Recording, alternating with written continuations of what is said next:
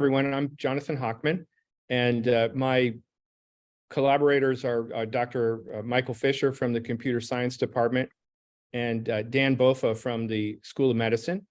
And our project is called Just Enough Trust. It's a platform for trustworthy computing. We are using and testing a decentralized identity system for protecting and linking sensitive data. So this is really the problem that we're looking at, which is that on the internet, nobody knows who you are. And this problem was stated 30 years ago.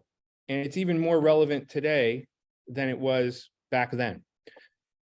The problem of data attribution and user attribution is deep and is at the root of many other problems that we've experienced. So for example, the bots and troll armies that are spreading disinformation on social media are one manifestation. Fake reviews that are skewing e-commerce are another. Invalid traffic and click fraud in advertising are third. Users can be banned by platforms and then they return with new identities and they resume, harassment. So this goes to issues of online harassment. Online tracking that's used to try to control some of this problem is often violating privacy, and this has led to fines and lawsuits. So it's a major problem.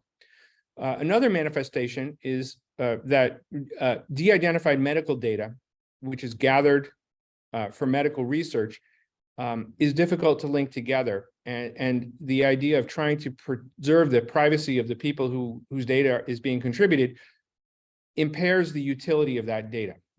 So Just Enough Trust is a solution for these problems. We are using cryptography to link anonymized data while still preserving privacy.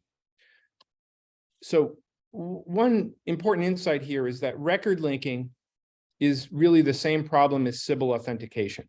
So if we can prove that some anonymous medical data relates to the same person, we can use the same algorithm to prove that two user accounts are controlled by the same person. That's what Sybil authentication is. And the way it works is we have two phases. We have two keys: a blue key, which is controlled by a trust node of the user's choice, a red key that's used with a trust node of the service's choice.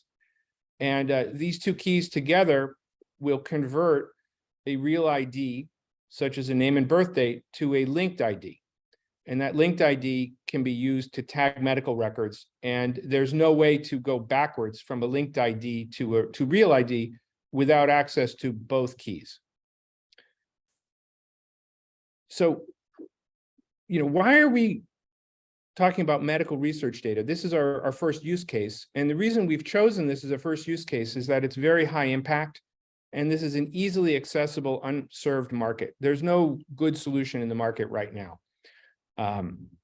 The de-identified data is sent to medical research databases.